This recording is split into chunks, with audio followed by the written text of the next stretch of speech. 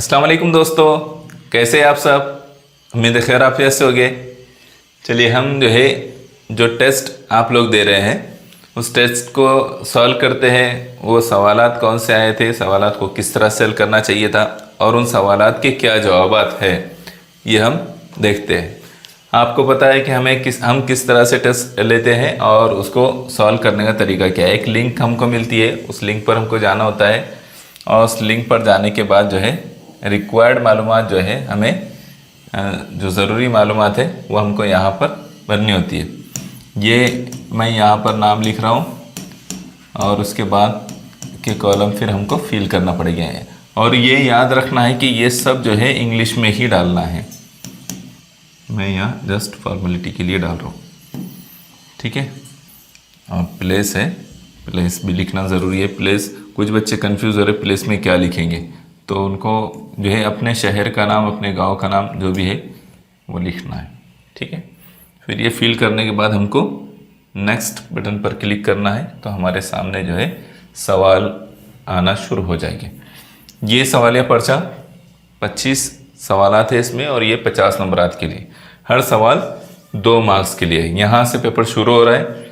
अब हमको क्या करना है, हमको एक एक सवाल को अच्छी तरह से हल करना है। अगर इसको 1 घंटा पूरा भी लग जा रहा है तो कोई मसला नहीं है, ये प्रैक्टिस से गुजर रहे हैं, ठीक है। तो आपने एक एक सवाल को अच्छी तरह से करना है। अभी मैं हर सवाल का यहाँ जवाब करूँगा। आपने चेक करना है कि आपने क्या जवाब दिया था। मैं इसको थोड़ा बड़ा कर देता हूँ ताकि आपको अच्छी तरह से दिखाई दे। ये देखिए आपको, और अगर नहीं दिखाई दिया तो थोड़ा जूम करना पड़ेगा आपको, ठीक है। सवाल क्या है, झेल में से 7 से मुकम्मल तकसीम होने वाला जुफ्त अदद पहचानिए। तो आप जब इसको हल करने की कोशिश करेंगे तो आप देखेंगे कि ये वाला नहीं आएगा। सीधे से इसको देखने के बाद ही आपको अंदाज़ा हो जाएगा। 7 दूनी 14, फिर ये जो आ रहा है 7, 2 बचेगा, है ना, 5। ये भी नहीं होगा। इसको हल करके देखेंगे, ये नहीं होगा, ये भी नहीं होगा, ठीक है। इसको हम ट्राई करेंगे। लेकिन अब मैं इसको डायरेक्टली भी टिक कर दूँ तो, और वो सही जवाब भी है तो वो जमेगा कि नहीं जमेगा। तो हमको क्या करना पड़ेगा, हम उसूल के हिसाब से करेंगे। जो कसौटियाँ बताई गई थी उसके मुताबिक करेंगे। तो क्या है कसौटी के साथ की कसौटी, इकाई के मकाम पर आने वाला जो अदद है, जैसे 4 है, ठीक है, तो उसको दुगना करके बकी अदद से उसको तफरीक करते हैं।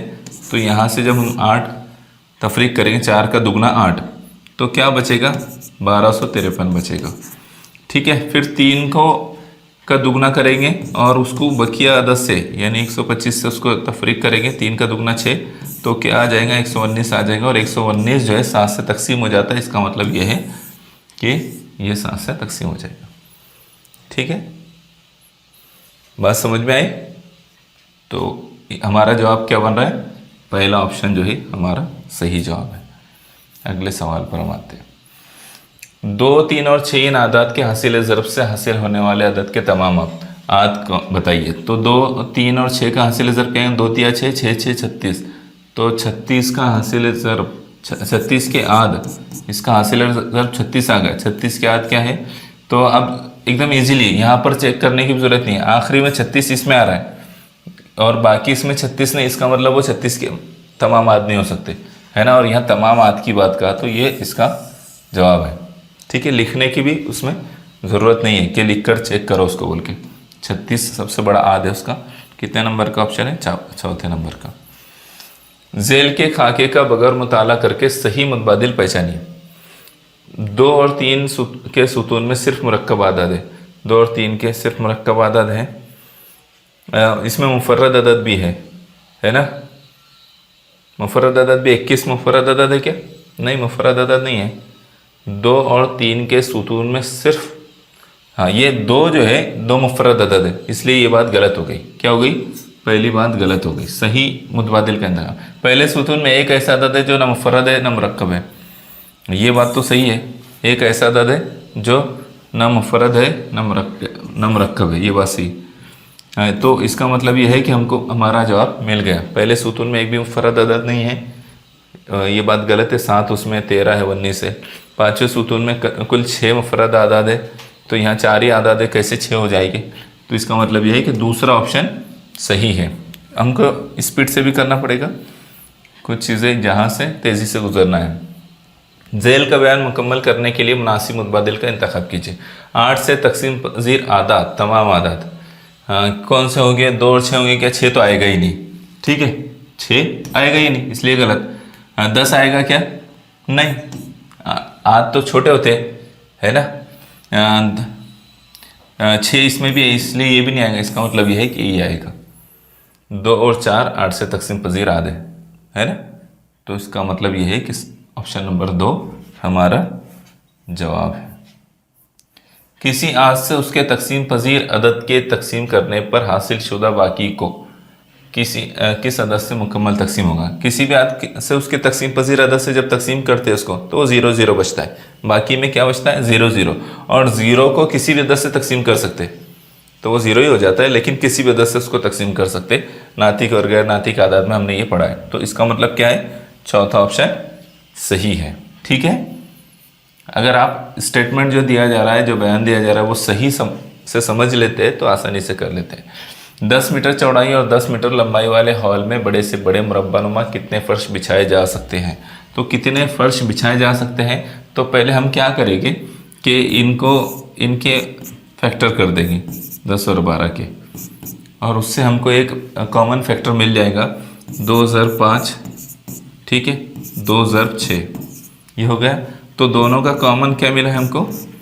2 मिल गया। इसका मतलब 2 मीटर लंबाई और 2 मीटर चौड़ाई वाली फर्श होगी।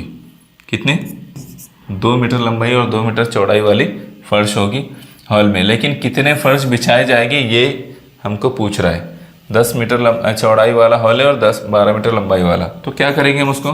12 ज़रब 10, लंबाई ज़रब चौड़ाई, फिर फर्श की लंबाई चौड़ाई 2 ज़रब 2 जो हमने निकाले, इससे करेंगे तो हमारा जवाब आ जाएगा 2 1 2, 2 6 12, 2 1 2, 2 5 10। क्या बच गया?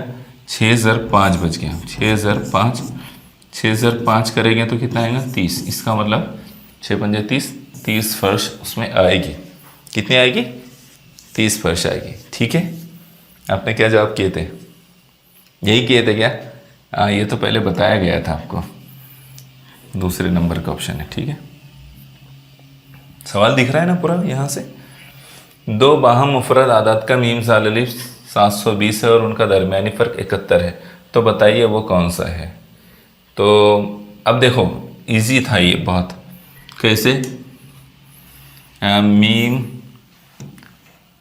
ज़ाल अलिफ बटे मीम ऐन अलिफ, ऐसा उसका जो वो था, उसको हम अगर इससे कर ले बराबर जो उसके अज्जा ज़रबी है, या दूसरे तरीके से भी करें तो क्या होगा कि देखो यहाँ पर पहले ऑप्शन को लेकर देखो, 80 में से 9 हम निकाल रहे तो कितना बच रहा है? 80 में से 9 निकाल रहे तो फ़र्क 71 आ जा रहा है ना। और इन दोनों को ज़र्ब करके देखेंगे तो क्या आ रहा है? 720 आ जा रहा है अगर उसका, तो मीम ज़ाल अलिफ आ जा रहा है। 8 9 72 और 0 का 0। इसका मतलब ये है कि उसका जवाब यही है। इसका जवाब यही है। ज़र्ब करके देख लो उसको दोनों को, और फिर तफरीक कर, फ़र्क बोला तो तफरीक करके देखो। अगर यही जवाब आ जा रहा है तो इसका मतलब पहला ऑप्शन सही है, ठीक है। बाकी 4 ऑप्शन में इसका जवाब नहीं है, 3 ऑप्शन में नहीं है। पहला ऑप्शन उसका जवाब है। 30 45 60 75 का मीम ज़ाल अलिफ कितना होगा? तो हमको इसके पहले फैक्टर्स निकालने पड़ेंगे, अज्जा ज़रबी के तरीके से उसको करना पड़ेगा। 30 45 60 और 75, ठीक है। इनके हमको अज्जा निकालना पड़ेगा, फैक्टर्स करना पड़ेंगे। तो क्या करेंगे हम? क्या करेंगे इसको? एक रहता ही है, ठीक है। 1 ज़रब 2, 2 1 2, 2 ज़रब 3, 2 3 6, 6 ज़रब 5 हो गया, 30 आ गया। 1 2 नहीं 2 2 3 6, 6 5 30, ठीक है। 1 ज़रब 3, 1 3 3, 3 3 9, 9 9 5 45, ठीक है। फिर 1 ज़रब 2, ज़रब 3, 2 तिया 6, 6 तिया 2 तिया 6 हो गए, 6 तिया आगे क्या करेंगे इसको, 6 6 36 करेंगे क्या, या 6 पंजे 30 ज़रब 2 60, ठीक है। या ऐसा भी कर लेते कि 2 ज़रब 2 ज़रब तो भी सही हो जाता है, ये भी सही है, फैक्टर सही निकले लेकिन आगे पीछे है, ठीक है। 2 ज़रब 2 4, 4 तिया 12, 12 पंजे 60, ठीक है। अब इसके निकालेंगे, 1 ज़रब 3 है ना, 3 भी आएगा, 1 तिया 3, 3 पंजे 15, 15 पंजे 75, ठीक है। 1 तिया 3, 3 पंजे 15, 15 पंजे 75। अब हमारे पास में इसके फैक्टर्स निकल गए। अब हम क्या करेंगे, इसमें से कॉमन देख लेंगे। तो क्या है कॉमन, 1 और 3 और 5, ठीक है। तो हम क्या करेंगे, 3 ज़रब 5, इधर 3 और 5, इधर 3 और 5, इधर 3 और 5, ठीक है। ये कॉमन है, एक तो सब जगह कॉमन है ही, रहता ही है, ठीक है। तो क्या करेंगे हम, ये हमने कॉमन लिख लिए। अब जो नॉन कॉमन है उसको लिखना है, गैर मुश्तरिक जो है उसको लिखेंगे, ज़रब 2, ठीक है, ज़रब 3, ठीक है, ज़रब 2, ज़रब 2 और ज़रब 5, ठीक है। ये लिख लेंगे, 3 पंजे 15, 15 दूनी 30, 30 तिया 90, 90, 90 दूनी 180, 180 दूनी 360। ये आगे बढ़ जा रहा है। इसमें एक चीज़ क्या है, एक मिनट, हमने एक मिस्टेक की है, ये 2 भी कॉमन है उसमें, यहाँ 2 कॉमन है, यहाँ 2 कॉमन है, तो 2 एक ही बार आएगा। ये क्या है, 2 भी कॉमन है, यहाँ 2 कॉमन है और यहाँ 2 कॉमन है, ठीक है। तो 2 को भी हम एक ही बार लिखेंगे। हाँ, अब देखो यहाँ पर हम नॉन कॉमन लिख रहे हैं, क्या कर रहे हैं, नॉन कॉमन लिख रहे हैं। तो क्या बच रहा है, यहाँ से 3 बचा है वो लिख दिया हमने, यहाँ से 2 बचा है वो लिखे हैं, यहाँ से 3 बचा है ये लिखे, और यहाँ अब 5 लिखेंगे। हम क्या करेंगे, 5 लिखेंगे, 5। अब देखेंगे करके उसको, 3 पंजे 15, 15 दूनी 30, 30 तिया 90, 90 ज़रब 5, कितने हो रहे, 90 ज़रब 5, 1 2 रह गया ना इसमें,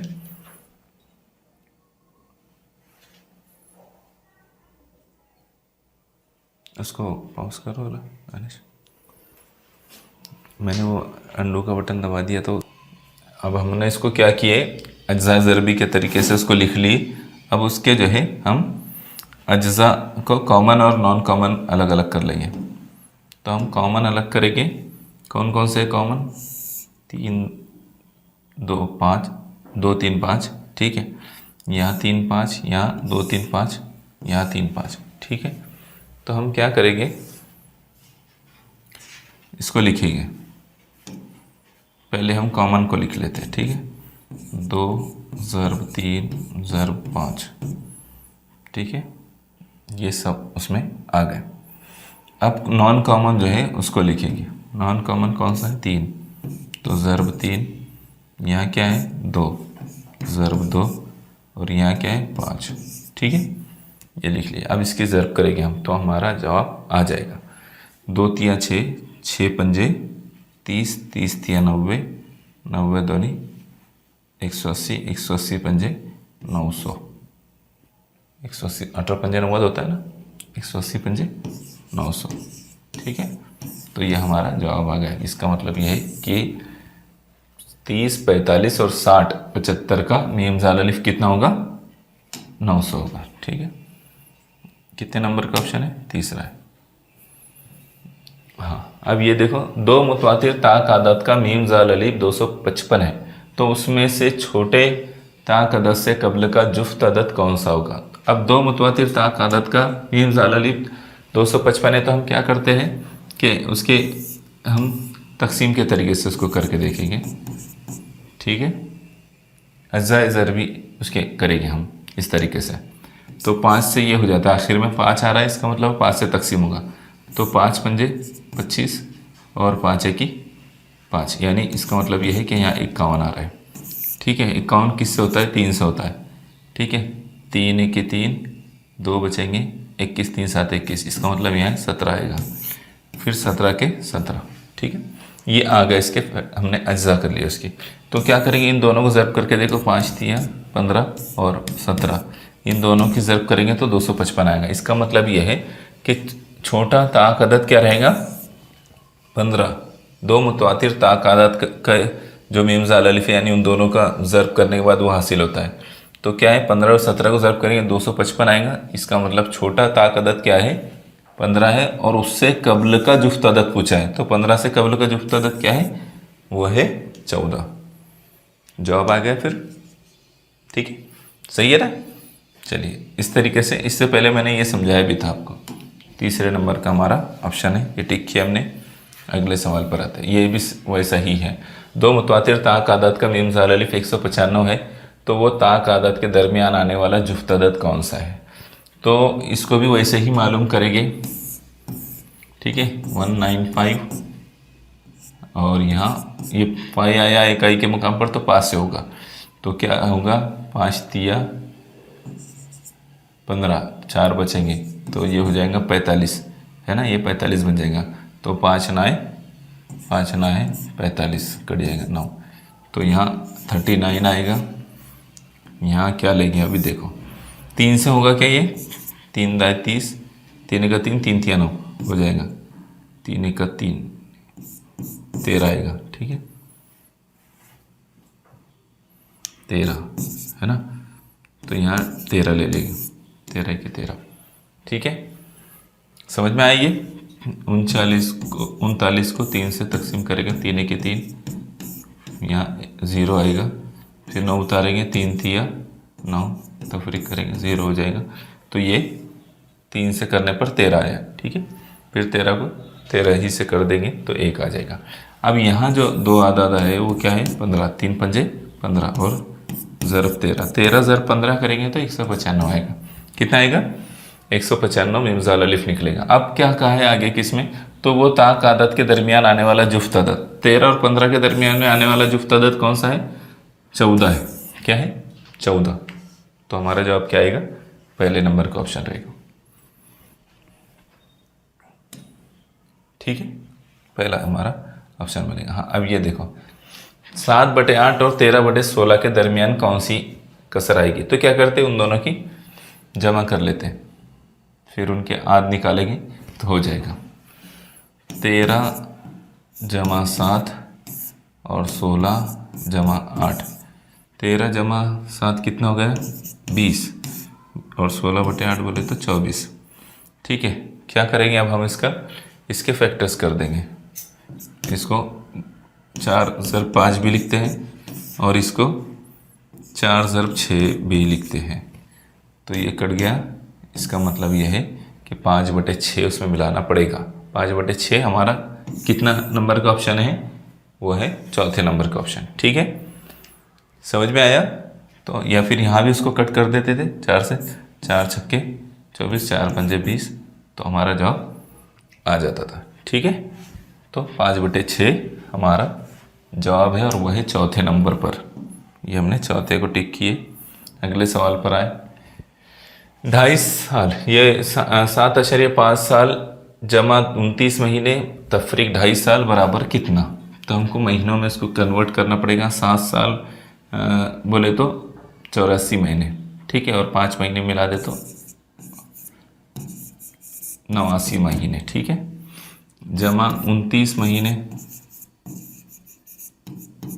ठीक है, तफरीक 2.5 साल बोले तो 12 दूनी 24 और 6 ऊपर के आधे के 6, 2.5 साल बोले तो 30 महीने। ठीक है, 30 महीने। अब बराबर कितना है? तो अब हम क्या करेंगे, इन जमा कर लेंगे इसकी। तो ये हो गया 8, 9 जमा 9 18 का 8, 8 2 10 और 11, 118 महीने हो गए। 118 महीने में से 30 तफरीक करेंगे तो हमारा जवाब आ जाएगा। 30 तफरीक करने के बाद क्या आएगा? वो आएगा 88, है ना। 88 आएगा, और 88 को हम जब साल में कन्वर्ट करेंगे तो वो बनेगा, ये वाला जवाब आ जाएगा। ये 7 साल 4 महीने बनता है, लेकिन हम उसको ये जवाब कंसिडर करेंगे। ठीक है, तो कितने नंबर का ऑप्शन सही है? चौथे नंबर का ऑप्शन सही है। महीनों में कन्वर्ट करने के बाद ही उसको करेंगे। ठीक है, 4/5 में कौन सा आदत जमा करने पर 5/4 आएगा, हासिल होगा? तो उसका तरीका क्या है कि 4/5 इसमें कौन सा आदत जमा करने पर ही आएगा। तो फर्ज करो कि ज़र्ब कर दिया मैंने यहाँ। फर्ज करो कि वो जो है x जमा करेंगे हम, तो क्या आ रहा है? 5/4 आ रहा है। क्या आ रहा है? 5/4। x को इधर रहने देंगे, इसको उधर लेके चले जाएंगे। तो x जब अगर इधर रह रहा है तो ये जमा में, तो उधर जाकर क्या हो जाता है? तफरीक में चला जाता है। इधर आएगा वो तो तफरीक में हो जाएगा 4/5। ठीक है, अब हम क्या करेंगे? इसका नसबनुमा तफरीक का अमल करने के लिए नसबनुमा का यकसा होना ज़रूरी है, तफरीक और जमा का अमल करने के लिए। तो हम बराबर उसको करने के लिए ज़र्ब करेंगे, इससे इन दोनों को ज़र्ब करेंगे, इससे इन दोनों को ज़र्ब करेंगे। 5 ज़र्ब 5, 4 ज़र्ब 5। ठीक है, इससे इन दोनों को ज़र्ब किए, तफरीक। 4 ज़र्ब 4, इससे इन दोनों को ज़र्ब करेंगे। 5 ज़र्ब 4, क्या जवाब आ रहा है? 25 है ना। 5 ज़र्ब 5 25 बटे 4 पंजे 20। ठीक है, इधर x है बराबर में। ठीक है, और तफरीक करेंगे 4 चौक 16 बटे 4 पंजे 20। अभी हमारा जवाब करीब आ गया। x बराबर 25 में से 16, ये एक जैसे है तो एक ही बार लिखते हैं, है ना। नसबनुमा को एक ही बार लिखें। 25 में से 16 गए, कितना बचा? 9 बचे, और नीचे बटे में 20। तो x बराबर कितना आ गया? 9/20। हाँ, ये जवाब है हमारा। क्या है? ये जवाब है 9/20 पहला। बात समझ में आई? चलिए, पहला ऑप्शन है। अब यहाँ पर देखो 2/3 जमा 5/4 जमा 7/8। इसका हल करने का तरीका क्या होता है? जब 3 बार इस तरह से प्रोसेस दे रहा है, 2 बार रहता है ना तो नसबनुमा यकसा करना पड़ता है, लेकिन 3 बार आ जाए ना तो हम 2 की जो है ज़र्ब करते हैं, तिरछी ज़र्ब करते हैं। कैसे करेंगे? 4 दूनी 8, 5 तिया 15। ठीक है, और बटे में 3 चौक 12। इस तरह से करेंगे और इसमें ये जमा करेंगे। 7/8 बराबर मालूम करना है। ठीक है, मालूम करना है। तो अब क्या करेंगे? 15 जमा 8 23, 23/12 जमा 7/8 बराबर मालूम करना है। अब यहाँ जमा का अमल करना है। मैंने थोड़ी देर पहले आपको बताया कि कसरों की जमा करते हैं तो नसबनुमा का यकसा होना ज़रूरी है। तो क्या करेंगे? इनको यकसा करने के लिए ये 8 और 12 जो है ऐसे है कि जो एक ही इसमें आते हैं, पहाड़े में आते हैं। तो क्या करेंगे? उनको हम इसको 2 से ज़र्ब कर देंगे तो 24 हो जाएगा ये उसका नसबनुमा, और इसको 3 से ज़र्ब करेंगे तो ये 24 हो जाएगा। ठीक है, तो क्या करेंगे? इधर की कसर को 2 से ज़र्ब करेंगे, 12 ज़र्ब 2। ठीक है, जमा इधर 3 से ज़र्ब करेंगे, 7 ज़र्ब 3 और 8 ज़र्ब 3। तो हमारा नसबनुमा यकसा हो जाएगा। कैसे? देखो, 23 दूनी 46। ठीक है, 12 दूनी 24 जमा 7 तिया 21, 8 तिया 24। अब देखो हमको नसबनुमा जो है यकसा मिल गया। तो क्या करते हैं? नसबनुमा यकसा मिल गया तो एक ही बार लिखते हैं। इन दोनों की जमा करेंगे, 1 6 7 2 4 6। क्या आ गया हमारा जवाब? 66/24। इसका मतलब ये है कि ये जवाब है। ठीक है, तो इस तरह से अगर ये मिसालें आ रही है तो आपको ऐसे हल करना है। तीसरे नंबर का ऑप्शन हमारा सही है। हाँ, अब क्या है? ये कसरें दी हुई है और इन कसरों को चढ़ती तरतीब में लिखने पर 5वीं कसर कौन सी होगी, यानी इसमें से सबसे बड़ी कसर कौन सी, ये मालूम करना है। तो इसको हल करने का तरीका कैसा है कि इसको आशारिया में कन्वर्ट करना पड़ता है। 1/2 बोले तो कितना है? 0.5, आधा है ना। ये चीज़ आपको याद रखना है। ठीक है, 1/8 बोले तो कितना होता है? 100 का 8वां हिस्सा 0.12 है ना, 12.5 होता है ना, 125 है ना। ठीक है। अब 2/7, 2/7 बोले तो कितना है, 7 में से 2, ये कितना होगा 0.285, 285 आएगा। 3/4 बोले तो पौन, 3/4 बोले तो पौन, यानी 0.75। 4 में से 3 मिले तो 100 में से 3 75 हो गए, ठीक है। और क्या बचा है 5/8, 5/8 का कितना होगा 8 में से 5 हिस्से। अगर 100 के हम 8 हिस्से कर रहे हैं तो 12.5 का हिस्सा एक हिस्सा बनता है। अगर उसको करेंगे तो मल्टीप्लाई करेंगे तो 5 से 62.5 बनता है, तो इसलिए 0.625 बनेगा। क्या बनेगा 625। अब इसको क्या करें हम, तरतीब से रख देंगे। सबसे छोटा कौन सा है, ये 1 to 5, तो 1/8 पहले नंबर पे। उसके बाद उससे बड़ी क्या है, ये है 1/2। उससे बड़ी क्या है 0.5 से बड़ी 285, 3 नहीं है अपन में 7 है, 7, ठीक है। उससे बड़ा क्या है, तो वो है ये 5/8। उससे बड़ी कसर कौन सी है, ये 3/4, 3/4। तो सबसे बड़ी कसर ये चढ़ती तरतीब में लिखने पर, छोटा बड़ा बड़ा उससे बड़ा, तो चढ़ती तरतीब में लिखने पर 5वें नंबर पे कौन सा है 3/4 आया है। तो इसका मतलब यह है कि हमारा जवाब 3/4 दूसरे नंबर का ऑप्शन है, ठीक है। उसको जब भी इस तरह की कसरें दी जाती है तो उसको अशारिया में कन्वर्ट करना पड़ता है, और अशारिया में कन्वर्ट करने के बाद में हमको पता चल जाता है कि कौन सी कसर बड़ी है और कौन सी छोटी है। अगर आपने अच्छी प्रैक्टिस किया तो याद रहता है, जैसे 1/8 कितना होगा, तो आप फिर उसको हल नहीं करते बढ़ेंगे, 0.125 हो जाएगा। इस तरह से कितना आ रहा था 3/, दूसरे नंबर का 4। एक मकबी ठोस का ज़िला 4 सम है तो उसका हजम कितना होगा। तो मकब के हजम को मालूम करने के लिए उसका ज़िला क्या होता है, उसका ज़िले की क़ुव्वत 3 इस तरह से लिखते हैं उसको, ठीक है, मकब का हजम। तो यहाँ क्या करेंगे, ज़िला कितना है 4, तो 4 की क़ुव्वत 3, 4 की क़ुव्वत 3 बोले तो 64। 4 का मकब कितना है 64 है। तो लेकिन ये 64 क्या रहेगा, सवाल ये है कि 64 क्या रहेगा, तो उसको मैं हल करके बताता हूँ। 4 की क़ुव्वत 3, तो 4 सम ज़र्ब 4 सम ज़र्ब 4 सम, इस तरह से करेंगे।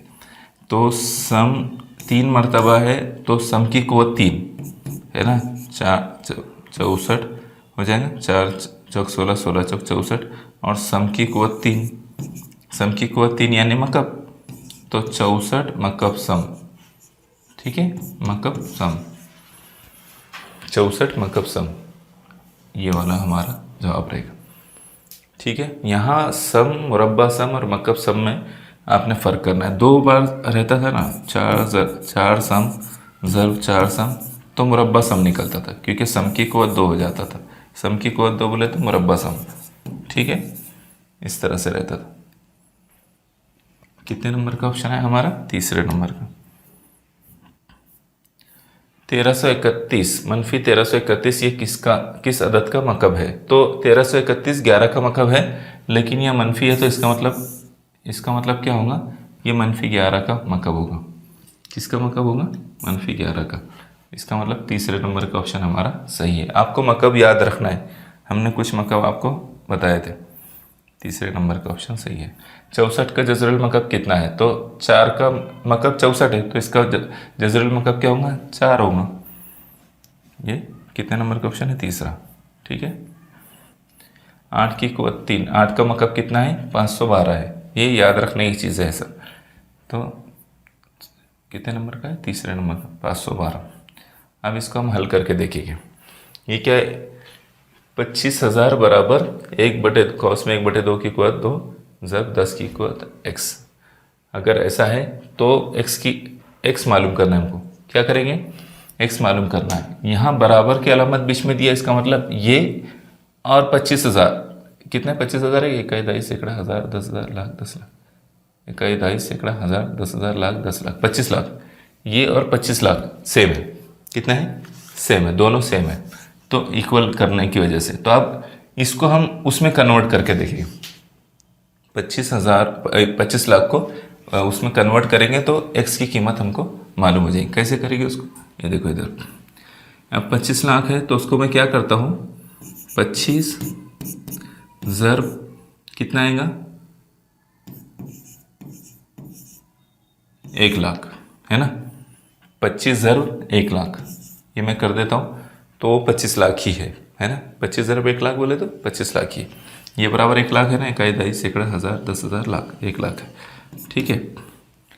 अब हम क्या करेंगे, इसको कन्वर्ट करेंगे और ज़्यादा, तो वो इसमें आना चाहिए। अब 25 किसका मुरब्बा है, तो 25 को अगर हम लिखेंगे, 25 को अगर थोड़ा और उसके फैक्टर करते हैं 25 को, तो हम अगर उसको करेंगे तो क्या आएगा, 0.25 ज़र्ब 100, ऐसा कर सकते हैं 25 को अशारिया में कन्वर्ट करने के लिए। ये चीज़ हमने पढ़ी है, 25 को अशारिया में कन्वर्ट करने के लिए इस तरह से लिख सकते हैं। और ज़र्ब में ये 1 लाख जैसे का वैसा, 5 0 है ना, 5 0, ठीक है। ये आ गया हमारा। अब क्या करेंगे हम, 25 किसका मुरब्बा है, 5 का, तो हम उसको ऐसा भी लिख सकते हैं, 0.5 कुवत 2, ठीक है। उसको ऐसे भी लिख सकते हैं ज़र्ब। अब हम क्या करेंगे, इसको इतना ना लिखते हुए 10 की कुवत कितने जीरो है, 5 और 2 7, तो 10 की कुवत 7 लगा देंगे। क्या करेंगे, 10 की कुवत 7।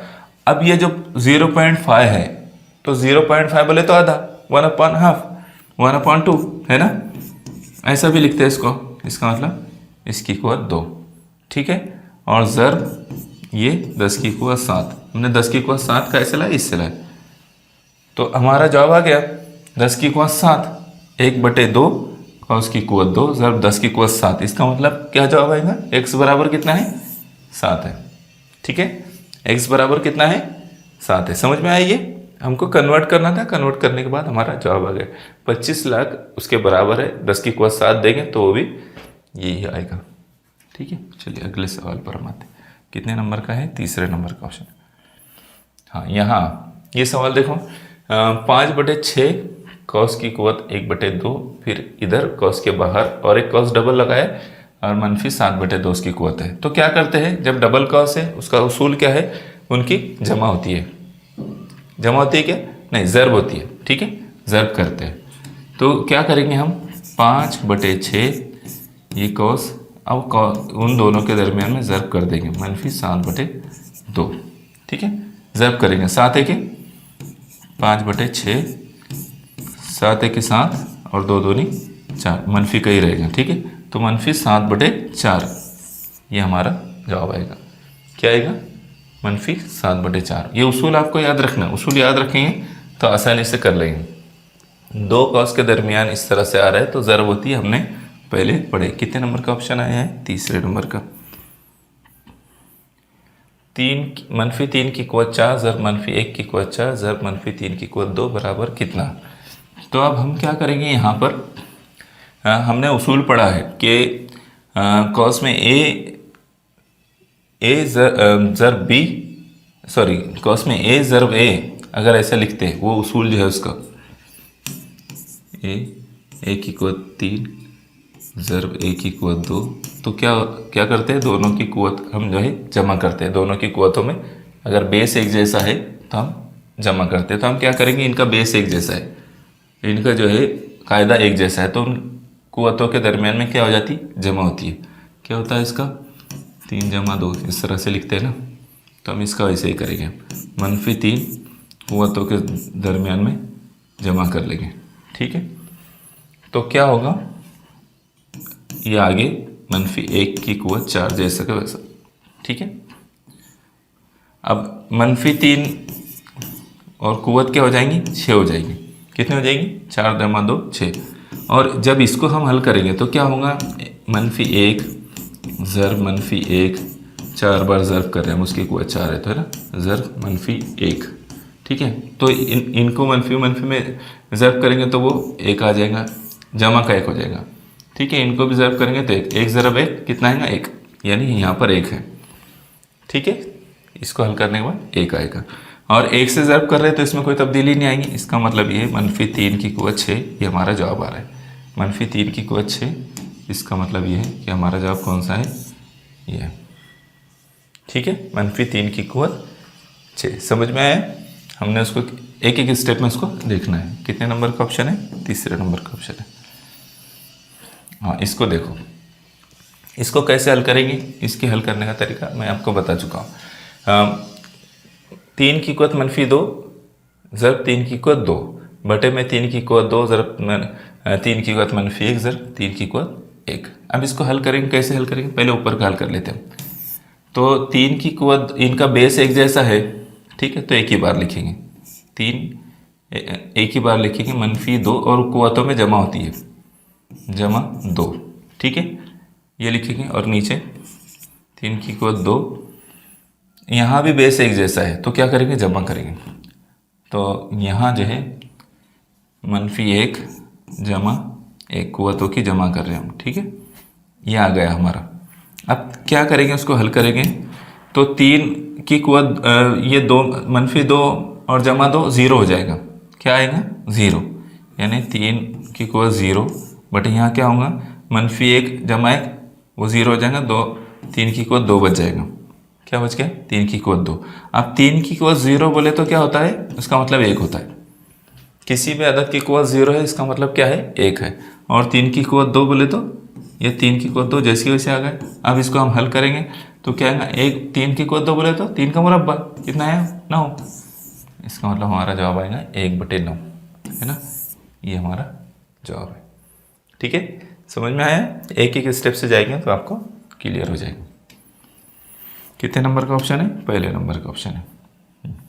ये बहुत आसान है। बेस एक जैसा है तो कुवतों की जमा होती है, तो क्या करेंगे? 3 जमा 2 जमा 4 कितना हो जाएगा? 5 और 4 9, यानी 1 की कुवत 9। इसको उसूल पर रखकर हल कर लेंगे तो हो जाएगा। ये कुवत नुमा के उसूलों में से एक है, 1 की कुवत 9, दूसरे नंबर का ऑप्शन। ठीक है, झेल में से ऐसा अदद तलाश कीजिए जिसका जज़रुल मुरब्बा और जज़रुल मकब यकसा होता है। तो एक ही ऐसा अदद है जिसका मुरब्बा भी और मकब भी एक जैसा होता है और जज़रुल मुरब्बा और जज़रुल मकब भी एक जैसा होता है, यानी तीसरे नंबर का ऑप्शन 1 है ना। ठीक है, हाँ, यहाँ हमारे सवालात कंप्लीट हो गए। हमको क्या करना है? फिर सबमिट करना है। हम सबमिट किए। अब सबमिट करने के बाद आप अपने एक्यूरेसी वगैरह चेक कर सकते हैं, यानी आपने जो आंसर फिल किए हैं उन आंसर्स को देख सकते हैं, किसका कौन सा ऑप्शन आपने फिल किया है। ठीक है, इस तरह से देखा जा सकता है। तो यहाँ हमारा ये टेस्ट जो है कंप्लीट हुआ। उम्मीद करता हूँ आपने इसको अच्छा समझा होगा। इसमें एक बात याद रखना है। क्या बात याद रखना है? कि ये टेस्ट देने के बाद आपने वीडियो से पहले स्टडी किया और टेस्ट दिया है, तो आपने अपना एनालिसिस करना है, खुद का जायज़ा लेना है कि आप कहाँ कमज़ोर पड़े, आपको कौन सी बात नहीं समझ में आई, और जो बात आपको नहीं समझ में आई उसको फिर से वापस जाकर वहाँ स्टडी करना है। आप दोबारा से उसको चेक कीजिए, कौन सी बात आप समझने में गलती किए उसको दोबारा से चेक कीजिए, और उसको फिर आज जो है, जो आपका वक्त मिल रहा है आपको, उसमें स्टडी कर लीजिए उसको। ऐसा करने पर आप अपनी कमज़ोरी को साथ साथ दूर करते चलेंगे। हर हफ्ते आपको ऐसे ही करना है कि जो कमज़ोर पॉइंट आपको लग रहा है कि यह मैंने गलती किया, उस पर भरपूर मेहनत करके उसको दूर कीजिए, उस कमज़ोरी को दूर कीजिए। आप इंशाल्लाह अच्छे नंबरात लाएंगे, आप अच्छे परफेक्शन के साथ आगे बढ़ेंगे।